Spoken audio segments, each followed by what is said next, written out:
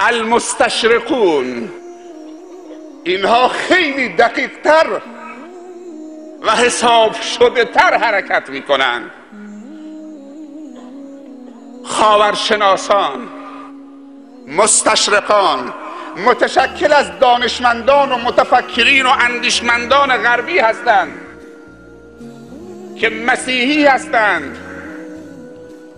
مراکز استشراقی دارند. یکی از این مراکز و بزرگترین مراکز استشراقی در اتریش است، مرکز لیدن. حتی آمدن بزرگترین فهرست معجم مفهرس الفاظ حدیث رو نوشتن، نه برای خدمت به حدیث، دانشمندانه به زبان فرانسوی نوشته شده، المعجم المفهرس لالفاظ الحدیث. برای استفاده خودشون تمامی آیات و احادیث رو بردن تو لابراتور و زیر ذره‌بین دارن بررسی میکنن که کجا میتوانند فرصتی پیدا بکنن ضربه بزنن، ناباوری ایجاد بکنن، اراده های آهنین و فولادین ایمانی امت اسلامی را پوشالی بکنند. خاورشناسان میشناسیدشون؟ اینایی که مواد فروشن، فیلم های مبتذل و سر چهارراه ها میفروشن، سیگار رو توزیع میکنن، مدل ها و مدها رو ترویج میدن، اینا نتیجه تفکر خاورشناسا و مستشرقین هستند.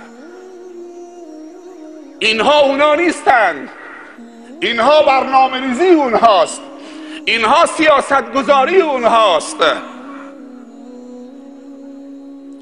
خاورشناسان چه چیزهایی رو مد نظر دارن؟ رو فرهنگ، رو هنر، رو آداب، رو رسوم، رو زبان، رو باورها کار میکنن.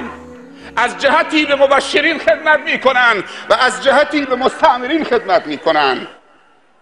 استعمارگران طبق برنامه ریزی مستشرقان حرکت میکنند.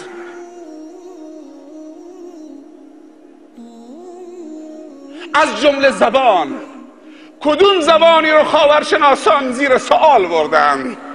زبان دین و ایمان ما، قرآن ما رو زیر سوال بردند.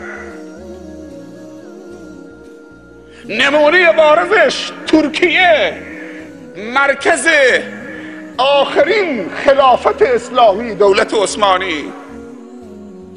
دانشجویی در دانشگاه مدینه با هم درس میخوندیم، قرآنی رو به من نشان دادن که با حروف لاتین نوشته بود. گفت این از برکت آتاتورکه، کسی که ملقب بود به پدر اتراک. قرآن رو به حروف عربی، نه ترجمه، نه تفسیر، کلمات خدا را با حروف لاتین بهشون گفتن شما ترکید، شما بلوچید، شما افغانید، شما کردید، شما لورید، شما که عرب نیستید چرا افتخار میکنید به زبان عربی؟ به زبان خودتون افتخار بکنید. در نتیجه کتابی آوردن همین دوستان، کتابی که قبل از دولت عثمانی نوشته بود.